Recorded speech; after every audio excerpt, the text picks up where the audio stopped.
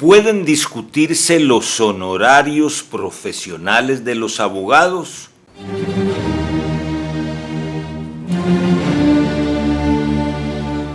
Será justicia, debate y crítica legal.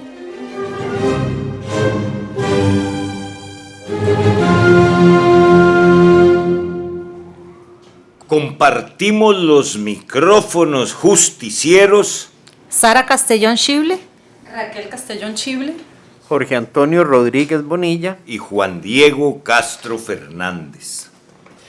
Claro que sí podemos discutir la pertinencia de los honorarios de los abogados. Existen dos formas de hacerlo. La primera es realizando una consulta a la Comisión de Aranceles del Colegio de Abogados, por así hasta establecerlo el artículo 10 del decreto para servicios profesionales de abogacía y notariado. Y la otra es a través de lo que conocemos como el incidente de cobros de honorarios. Pero aquí hay una particularidad. No solamente ese incidente puede ser presentado por el abogado que está a cargo del caso, sino que también el cliente puede presentar este incidente para exigirle a su abogado que le rinda cuentas de la actividad para la cual fue contratado y de los resultados que ha obtenido. Por lo general, siempre existen conflictos entre las partes, entre el abogado contratado y la parte que es representada por la fijación de los honorarios. Y estos deben de resolverse en la vía jurisdiccional o en la vía administrativa ante el Colegio de Abogados. Pero otro aspecto importantísimo que debemos de tomar en cuenta para resolver estos conflictos es la trascendencia económica que tiene la actividad para la cual fue contratado el abogado, porque para poder estimar los honorarios de un abogado debe de haber trascendencia económica. Si no existe trascendencia económica, entonces los honorarios serán fijados de conformidad a la labor que realizó el abogado, de acuerdo a la prudencia de la persona que tenga que emitir ese fallo, sea la Comisión de Aranceles o sea el juez que está conociendo del incidente de cobro de honorarios. ¿Existe alguna forma o algún contrato que puedan establecer entre los abogados y las partes para llevar un caso sin pagar desde un inicio o solamente por medio de un contrato de servicios profesionales, o existe algún otro instrumento que puedan utilizar las personas que quieran acceder a los servicios de un abogado? Sí, cómo no, doña Sara.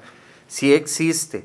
El arancel del Colegio de Abogados establece que los abogados pueden establecer una relación contractual con sus clientes que se conoce con el nombre de contrato de cotalitis.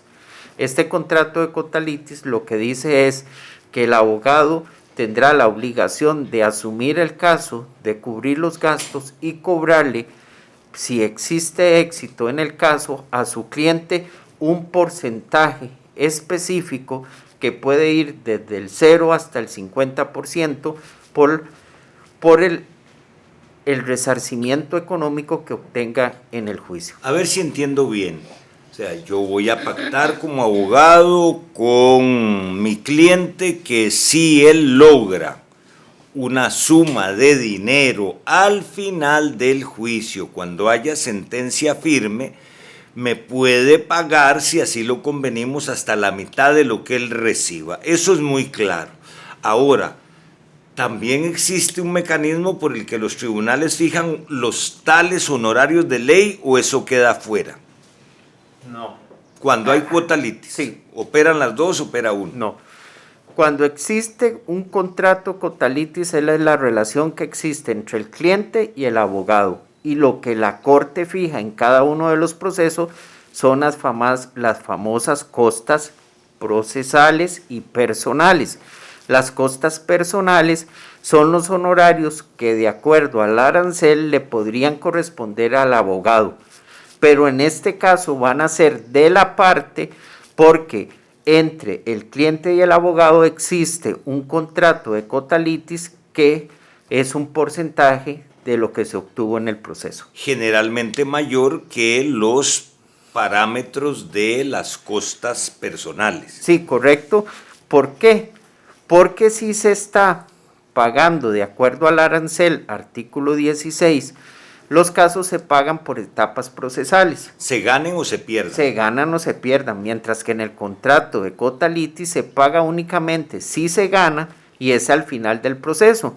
Entonces el abogado tiene que asumir la carga económica durante los años que dure el proceso, diferente a cuando se pacta de acuerdo a la tabla. Cuando hablamos de carga económica es sus honorarios, los honorarios que compartirá con sus colegas y los peritos y el hotel que tuvo que gastar y la gasolina, que entra, que no entra. Eso es acuerdo de partes, ¿verdad? El contrato de quota litis en principio debería de cubrir todas las costas personales y procesales. Ya los gastos que tenga que generar el abogado para trasladarse a los tribunales de justicia será un asunto que tiene que regular con aparte. Sí, muy importante. Entonces, ¿qué pasa? Si se pierde el caso, el abogado no recupera absolutamente nada de ese los es gastos en los que incurrió. Sí, correcto, ese es el riesgo. Por eso es que el contrato de quota litis permite que se cobre hasta el 50% de lo obtenido, porque el abogado también está apostando su trabajo, años de trabajo, y como dice doña Sara, asumiendo el riesgo y financiando el caso. Lo que pasa, y esto es lo más importante, es que ahora ha existido la modalidad de los contratos híbridos. Entonces, los abogados fijan un contrato de quota litis, pero a la vez exigen un pago por fase procesal. Como un adelanto. Sí, pero por un adelanto que no se devuelve. Que no se devuelve. Entonces este tipo de contratos debería de someterse a consulta a la Comisión de Aranceles para que determine, de acuerdo a la trascendencia económica del proceso, qué es lo que debe de respetarse, cómo es que debe de pagarse, porque estos contratos híbridos no están regulados ni en el arancel ni tampoco en el Código Procesal Civil.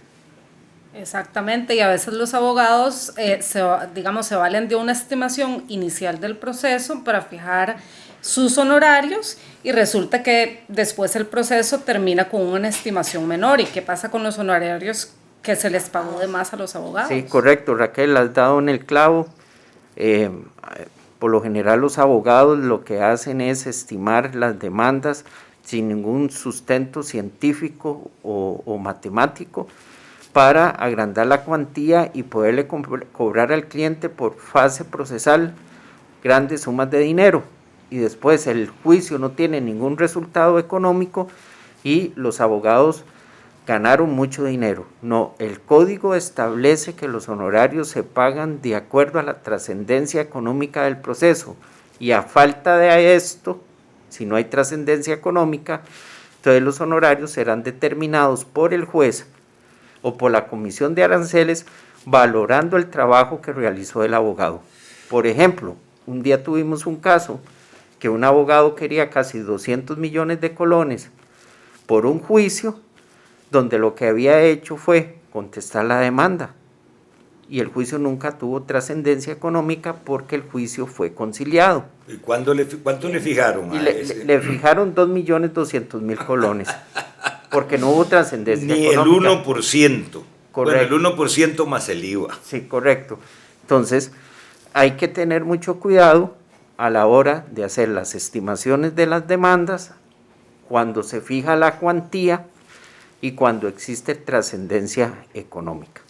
Excelente. Yo creo que este es un tema que nos interesa no solo a los abogados, sino a toda la sociedad, porque aunque aquel maleficio gitano a nosotros nos hace gracia, he de verte entre abogados, yo lo pondría como un maleficio mejorado, diciendo: cuando tengas un pleito, he de verte entre abogados de Juritech, donde no engañamos a los clientes ni a la justicia, ni permitimos ninguna chenchada en ningún caso. Será justicia.